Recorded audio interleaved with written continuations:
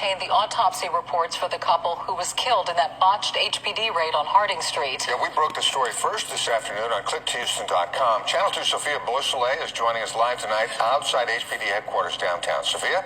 Woo, she's hot.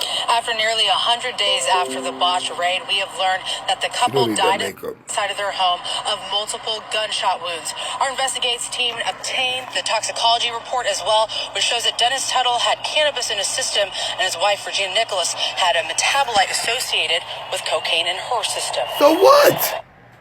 He had a few exit wounds. What the fuck? His entrance wounds were mostly on the front of his body. Eric Davis is the Felony Trial Division Chief at the Harris County Public Defender's Office. As an attorney who's tried many homicide cases over the last 25 years, he's seen his share of autopsy reports. The head, the neck, the left forearm, he was shot all over. Davis is looking at the medical examiner's report of 59-year-old Dennis Tuttle, who was shot 9 times during the botched raid in January. They did a full workup on him in the sense of having an anthropology report.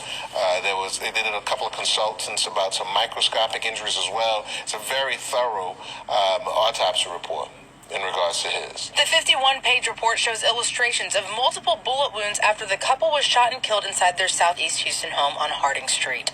HPD narcotics officers executed a no-knock warrant. 4 officers were also shot during the raid.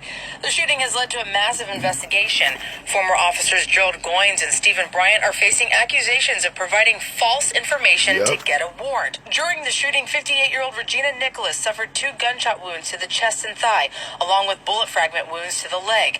In a statement, her family's attorney says in part, quote, "The autopsy report confirms a growing list of troubling questions about the conduct and claims of HPD before, during, and after the out-of-control and unjustified attack." The attorney for Dennis Tuttle's family says in part, quote, "We probably have more questions today than we did yesterday, and the family is reeling from this report.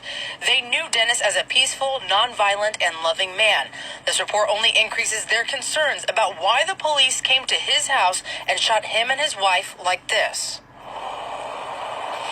And Davis told us from his perspective, he thinks the next step is for the district attorney to look at this evidence, the autopsy report, along with the investigation that's ongoing, which includes interviews with the police officers and other witnesses. And he thinks that at that point it will go before a grand jury, and it'll be up to the grand jury to make a decision whether or not charges should come down on anybody. But again, that's just his opinion as of right now as to what's possibly next in this investigation. Reporting live from... She don't need those fake eyelashes. This is my opinion, man.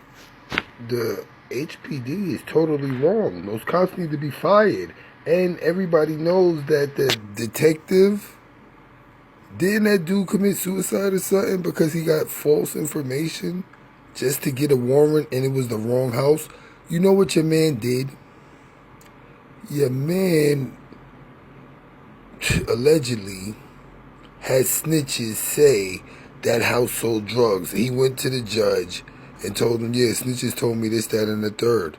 They went and investigated all the snitches, and all the snitches said, nah, I never bought drugs from that house. So they don't got no informants that told the detectives anything. That's enough for murder charges, y'all. And the fact that their warrant and all that paperwork ain't good, all those people have to be accessories to the fact, meaning those municipal agents.